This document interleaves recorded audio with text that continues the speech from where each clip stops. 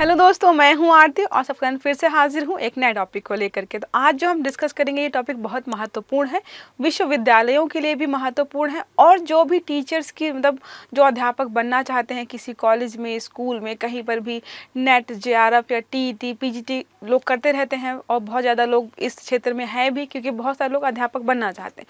उससे संबंधित कुछ नियम कानून जो है यूजीसी के द्वारा नए लागू किए जा रहे हैं, तो उसको हम यहाँ पे देखेंगे कि आखिरकार अगर कोई व्यक्ति जो है विश्वविद्यालय में पढ़ाना चाहता है तो क्या उसकी संभावनाओं को बढ़ाया गया है यूजीसी के द्वारा या फिर कम किया गया है। तो देखो आर्टिकल क्या है हमारा, कॉलेज एवं विश्वविद्यालयों में भर्ती के नियमों में बदलाव किया जाने वाला है। तो ये जो है विद्यार्थियों के लिए नहीं है, कंफ्यूज नहीं होना है। ये आर्टिकल जो है विद्यार्थियों की भर्ती को लेकर नहीं है, ये आर्टिकल जो है शिक्षकों की भर्ती के लिए, कि शिक्षकों की जो भर्ती होती है उसको हम कैसे बदलेंगे या क्या नियम कानून नए यहाँ पर लागू होने वाले हैं। ठीक है, स्टार्ट करें आर्टिकल को। उसके पहले मैं बता देती हूँ, आईएएस का हमारा जीएस का फाउंडेशन कोर्स जो है 28 नवंबर से सुबह 11:30 बजे शुरू होने वाला है। 3 साल की वैलिडिटी होगी, अनलिमिटेड टाइम वॉच है, हार्ड कॉपी जो है आपको प्रिंटेड नोट्स मिलेंगे, साथ में जो है आपके क्लास टेस्ट भी होंगे, प्रीलिम्स के, मेंस के। उसके अलावा अगर आप आईएएस और यूपीपीसीएस का कोई कोर्स ज्वाइन करना चाहते हो तो फाउंडेशन जो है प्री प्लस मेंस का जो हमारा 14 नवंबर से स्टार्ट होगा सुबह 10:30 बजे। जिसको 11:30 जो है लेट लग रहा है वो ये वाला ज्वाइन कर सकता है। ठीक है, 3 साल की वैलिडिटी है, प्रत्येक खंड के प्रिंटेड नोट्स मिलेंगे आपको, नियमित क्लासेस होंगी, मुख्य परीक्षा और प्रीलिम्स की। उसके बाद अगर आप बिहार पीसीएस की तैयारी कर रहे हो तो 18 नवंबर से जो है शाम को 3:30 बजे स्टार्ट होगा। मध्य प्रदेश के लिए जो है सुबह 8 बजे 21 नवंबर से स्टार्ट होने वाला है। राजस्थान के लिए जो है 10 नवंबर से सुबह 8 बजे होने वाला है। नंबर यहाँ पे लिखा हुआ है। किसी बैच के बारे में कोई जानकारी चाहिए आपको, कोई कन्फ्यूजन है फीस से लेकर किसी भी चीज़ को लेकर, नंबर पे कॉल करके आप सारी जानकारी जो है यहाँ से ले सकते हैं। अब आ जाते हैं हमारे आर्टिकल पर वापस। तो आर्टिकल क्या है कि शिक्षकों की भर्ती, जो टीचर्स होते हैं अलग अलग जो है कॉलेज या विश्वविद्यालयों में पढ़ाते हैं, उससे संबंधित कुछ नियमों में बदलाव किया गया है। इसके पहले आपने देखा होगा कि आपको जो है ग्रेजुएशन उसी विषय से करना है, फिर उसी विषय से आपको पीजी करना पड़ेगा, उसी विषय से आपको रिसर्च या पीएचडी करनी पड़ेगी, तब जाकर के आप उस विषय में पढ़ा सकते हो। अगर आपका हुआ कि जो है ग्रेजुएशन किसी दूसरी वजह से, दूसरे विषय से हो गया, मास्टर्स किसी दूसरे विषय से है और पीएचडी आप करना चाहें दूसरे विषय से, थोड़ा समस्या हो जाती है। ठीक है, और जो है भर्ती, बात करें भर्ती में तो उसमें भी समस्या होती है कि आपको जो है टीचर, एज अ टीचर जो है लोग जो अपॉइंट करने में भी थोड़ा सा करेंगे कि भाई इसने तो अलग अलग कर रखा है, एक विषय कैसे पढ़ाएगा अच्छे से। उसके साथ ये भी होता है कि कोई व्यक्ति ऐसा है जिसने मान लो कि संस्कृत है या हिस्ट्री है, पॉलिटी है, ज्योग्राफी है, उसने उसमें रिसर्च कर रखी है, पीएचडी कर रखी है, उसको मानेंगे बहुत ज्ञाता है व्यक्ति है। दूसरा व्यक्ति है जिसने जो है औद्योगिक क्षेत्र में, स्टार्टअप्स में या फिर जो आर्टिफिशियल इंटेलिजेंस है, ऐसी किसी विषय पर जो उसकी जो है एक तरीके से समझ अच्छी है, उसने अच्छा कोर्स कर रखा है, वो देश को आगे ले जाने के लिए सक्षम है कंपैरिजन टू जो हिंदी, पॉलिटी, ज्योग्राफी, इन्वायरमेंट पढ़ के बैठा हुआ है। ठीक है, फिर भी जो है लोग ज़्यादा इज्जत किसको देंगे, अरे इन्होंने हिस्ट्री में, इतिहास में इन्होंने जो है पीएचडी कर रखी है, पता नहीं इन्होंने क्या कर रखा। मतलब ऐसा करके लोग जो है थोड़ा सा नेग्लेक्ट करते हैं जो ऐसे नए नए क्षेत्रों में जो है पढ़ाई कर रहे हैं। तो सरकार को पता, मतलब सरकार को समझ में तो आ रहा है कि हिस्ट्री पढ़ने वाला, संस्कृत पढ़ने वाला, हिंदी पढ़ने वाला व्यक्ति जो है कितना भारत के भविष्य को आगे ले जाएगा, और जो दूसरा व्यक्ति है जो आर्टिफिशियल इंटेलिजेंस पढ़ रहा है, स्टार्टअप्स पढ़ रहा है, औद्योगिक क्षेत्र में कैसे विकास करेंगे हम, नए नई चीज़ों कैसे इनोवेशन करना है, वो पढ़ रहा है। तो ज़माना तो इसी का है, इसी के थ्रू हम आगे बढ़ रहे हैं। तो हमारे लिए ज़रूरी है कि ऐसे व्यक्ति आकर के हमारे शिक्षा वाले चीज़ों में आएँ और बच्चों को पढ़ाएं। क्योंकि अब एक सवाल हमेशा ये उठता है कि जो स्कूल में बच्चों को पढ़ाया गया है, जैसे हमें और आपको स्कूल कॉलेज में जो पढ़ाया गया है आज कहीं काम नहीं आ रहा है। आपने जो है मैथ के कॉस थीटा और टेन थीटा के फॉर्मूले पढ़े थे, वो कहाँ काम आ रहे हैं। बाकी चलो मैथ्स कैलकुलेशन में काम आती है, इसके अलावा जो है बहुत सारे विषय हमारे ऐसे हैं जो हिस्ट्री, पॉलिटी, ज्योग्राफी, बहुत सारी चीज़ें ऐसी हमने पढ़ी है लेकिन जो है हमारे किसी काम नहीं आ रहे। तो ऐसा नहीं कि आप इन विषयों को हटा दीजिए, इनको रखिए, लेकिन एक ऐसा विषय रखिए साथ में, जैसे स्टार्टअप्स के बारे में रख दीजिए, इनोवेशंस के बारे में रख दीजिए, साइंस से संबंधित कोई विषय रख दीजिए, जिससे वो कल व्यक्ति जो है, जो भी बच्चा पढ़ रहा है, कल उसको रोजगार जनरेट करने में या फिर जो है नौकरी लेने में थोड़ी आसानी हो जाए। अभी क्या है, बीए बीएससी करने के बाद भी आप बेरोजगार होते हैं, आपको नहीं पता होता है कि आपको कौन सी नौकरी करनी है, क्योंकि स्पेसिफिक क्षेत्र उसमें है ही नहीं।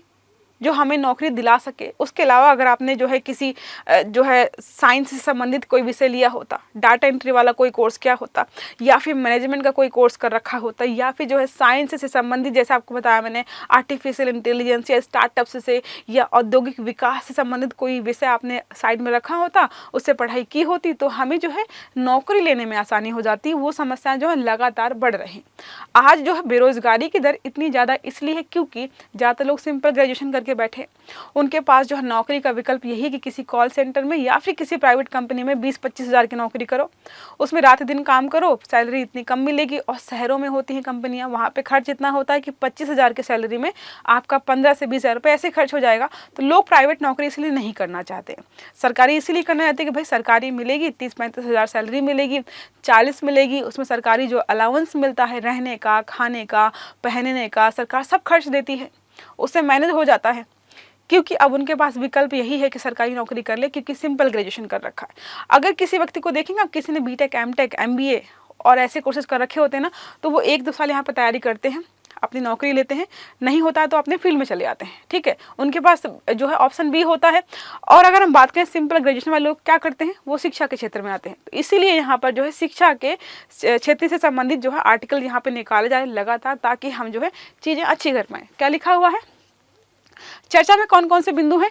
यूजीसी विश्वविद्यालय कॉलेजों में शिक्षा व अन्य अकादमिक स्टाफ की नियुक्ति की न्यूनतम योग्यता तय किए गए मानक बरकरार रखने के 2018 का जो नियम था उसमें बदलाव किए जा रहे हैं कि कौन पढ़ाएगा कौन नहीं पढ़ाएगा, उसकी जो क्वालिफिकेशंस होती हैं उसमें थोड़ा सा नियमों में बदलाव किया जा रहा है। नए नियम में शोध पर दिया जा रहा है विशेष जोर। मतलब क्या है, नए नियम जो आ रहे हैं तो वो हो रहे कि भाई शोध से संबंधित विषय जो होंगे हम उन पर जोर देंगे, क्योंकि जो है भविष्य के लिए वही अच्छे होने वाले हैं। ठीक है, उसके अलावा उद्यमिता, स्टार्टअप्स जैसे नए क्षेत्रों और उद्योग भागीदारी को लेकर जुनून रखने वाले पोस्ट ग्रेजुएट डिग्री धारकों को सीधे कॉलेज एवं विश्वविद्यालयों में बतौर फैकल्टी नियुक्त किया जा सकेगा। बोलेंगे अगर आपने इन विषयों में पोस्ट ग्रेजुएशन किया है ना, तो आपको धक्के खाने की जरूरत नहीं पड़ेगी, आपको जो है बतौर फैकल्टी नियुक्त किया जाएगा। और बहुत फ़ायदा है, क्योंकि देखो इनकी संख्या बहुत कम होगी। अगर 100 लोग पढ़ रहे हैं, 100 में से मुश्किल से 10-12 लोगों ने ये जो है इन विषयों में पढ़ाई की होगी, उनको रोजगार जो है थोड़ा सा आसान हो जाएगा। वो भटकना बंद कर देंगे यहाँ वहाँ, एटलीस्ट जिस क्षेत्र से उन्होंने पीजी किया है उस क्षेत्र में वो कुछ तो अच्छा कर पाएंगे सरकार के लिए, इसलिए शुरू किया गया। यदि कोई अभ्यर्थी ग्रेजुएशन, पीजी, पीएचडी में अलग अलग विषय पढ़ता है तो उन्हें भी शिक्षक के रूप में भर्ती किया जाएगा। पहले ये नियम नहीं था, उसमें था कि आपका यूजी, पीजी, पीएचडी सब एक ही विषय से होगा और उसी विषय को आप जाके आगे पढ़ाएंगे। ठीक है, आपका यहाँ भी हिस्ट्री है, यहाँ भी हिस्ट्री है, यहाँ भी हिस्ट्री, फिर आप हिस्ट्री पढ़ाएंगे। अगर तीनों विषय अलग अलग हो गए तो फिर आपको समस्या हो जाएगी। लेकिन अब क्या है, कोई फर्क नहीं पड़ता। आपने ग्रेजुएशन कर लिया हिस्ट्री से, फिर आपको लगा कि भाई इसका कोई फायदा नहीं है, पीजी में आपने जो है कोई ऐसा सब्जेक्ट, ऐसा विषय ले लिया जो लगे कि भाई अच्छा कोर्स है और मुझे नौकरी दिलाने में आसानी रहेगी, तो उसने जो है पीजी में कोर्स चेंज कर लिया उसको। फिर उसके बाद जो है जब वो पीएचडी का टाइम आया तो उसने फिर लगा कि पीएचडी के लिए कुछ और कर लेता हूँ। तो अगर ऐसा कोई व्यक्ति भी है तो अब उसको नौकरी मिल सकती है। ये नियम नहीं रहा कि आप जो है तीनों क्षेत्रों में एक ही विषय को लेकर पढ़ाई करेंगे तभी आपको अध्यापक की तरह नियुक्त किया जाएगा। ठीक है, अगर बात करें पुराने नियमों की, देखो 4 वर्षीय ग्रेजुएशन या 3 वर्ष जो भी है पीजी के साथ पीएचडी होना भर्ती के लिए न्यूनतम योग्यता थी पहले। उसके साथ ग्रेजुएशन, पोस्ट ग्रेजुएशन, पीएचडी एक ही विषय से होना अनिवार्य था कि एक ही विषय से तीनों चीज़ें होनी चाहिए।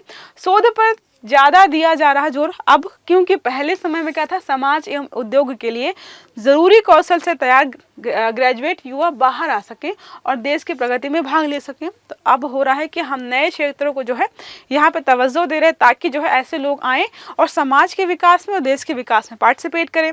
फैकल्टी में सर्वश्रेष्ठ प्रतिभाएं होना भी ज़रूरी है, सबसे ज़्यादा ज़रूरी यही है।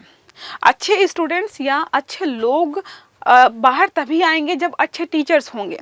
आप जो है किसी भी खिलाड़ी के बारे में पढ़ लो, चाहे वो क्रिकेट का खिलाड़ी हो, फुटबॉल हो, या फिर आप पुराने टाइम में चले जाओ एकलव्य हो, अर्जुन हो, कर्ण हो, किसी के बारे में भी पढ़ेंगे ना तो आपको जो है अगर किसी व्यक्ति की तारीफ करनी है तो आप पहले गुरु की तारीफ करेंगे, क्योंकि अच्छे स्टूडेंट होना तभी संभव है जब गुरु अच्छा हो या टीचर अच्छा हो। तो यहाँ पे क्या किया जा रहा है, अच्छे टीचर्स जो है व्यवस्थित या अच्छे टीचर्स को लाने का प्रयास यहाँ पे किया जा रहा है। ठीक है, अब बात करते हैं यूजीसी क्या है।